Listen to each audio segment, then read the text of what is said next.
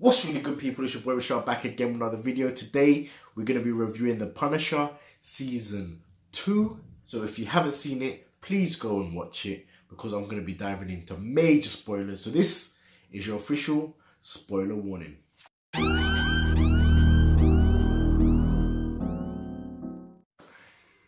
So The Punisher Season 2 picks up a couple months after the events of Season 1. Frank is now Peter Castiglione again. He's got a new life, he's trying to start fresh, and it just seems that he's just wandering aimlessly around the country. It's a Netflix series, so obviously it's going to start off a bit slow, build up the characters, the storyline, that sort of thing. We expect this. We wait for this. The first couple of episodes were really good, really interesting, and I just like seeing Jon Bernthal as the Punisher. I can't think of anyone else that could play him this well. I liked Frank's new female companion, Amy. I think that their dynamic was amazing. It had a Last of Us feel to it. She was very annoying in the beginning of the season, but we did warm up to her after we found out about her backstory and how damaged she was. And I think her and Frank made a very, very good team.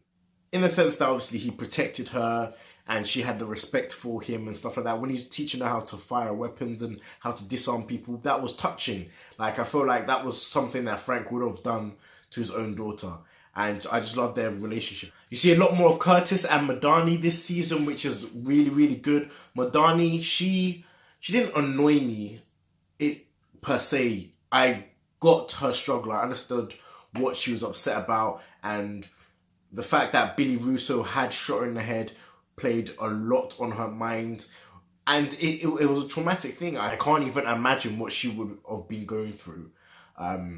So for him to be her boogeyman that she was just obsessed with catching, it made perfect sense. And I loved her scenes in it.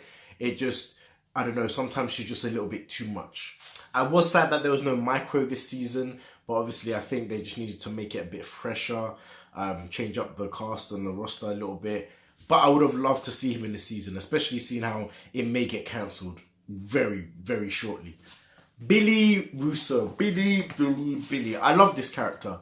Like, Billy, they twisted his character. From watching the trailers, you probably thought that he regained his memory, got maybe some powers or something like that, got a gang together and went out trying to kill the Punisher. That's not what happened.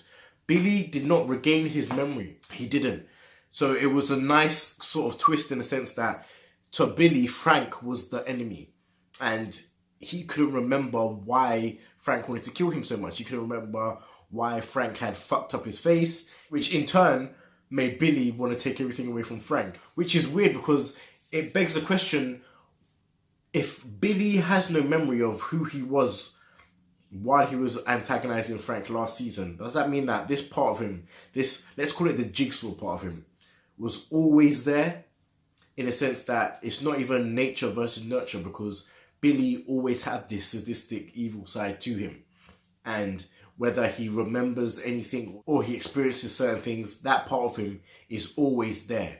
And it doesn't really matter what you do to him, he's always going to turn out the same way. Which was very interesting to me. I love the fact that he had a relationship with the therapist, which was a bit weird, but it did make sense as the episodes went along. I did enjoy that. The makeup didn't bother me because obviously it's Hollywood, they're not going to make him too grotesque. What did bother me a little bit about it was the fact that we didn't get to see him fight Frank a lot.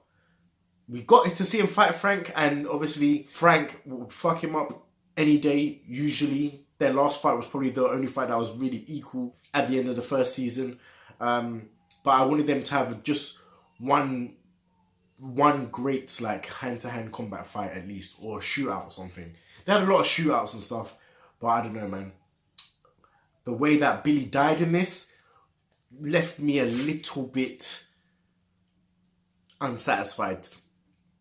Only because I felt like the build-up of him bringing himself back up from literally like being shattered and being in hospital and being crazy, and he got his crew together and stuff like that. It felt like it was building to something, even if he was the villain of the next season or something like that. But for Billy to die so quickly, it was a good scene. It was a great scene, to be honest. Like, the fact that Frank just shot him without even letting him finish his sentence and stuff, it meant a lot. but I just can't help feeling that I wanted a little bit more from it. That's just a small gripe from me. Also, I feel like this season was a little bit disjointed because it didn't have an overall arc. It had like 2 separate arcs going on. So one was obviously Billy Russo escaping and coming after Frank. The other was John Pilgrim and his religious benefactors who tie into Amy's story and why she's with Frank. And that story was a bit weak for me because it was like, if the villain of the story just ends up being 2 rich people who hire a religious fanatic to go and kill a lot of people just because they don't want people to find out that their son is gay, it's like, why don't we focus more on the super villain of this story? It just wasn't strong enough. Even their fights were brutal and I enjoyed the character, but it felt like even when they showed like John's backstory and his stuff with his wife and stuff, it's like, why are you trying to flesh out a character that really isn't that important? Speaking of the action in this season was amazing. There were a couple really good shootouts, some really good episodes. They didn't hold back on the violence. Like, Frank is back punishing people all the time. The fighting is crazy. The violence is crazy. The gore is crazy. It's hyper intense.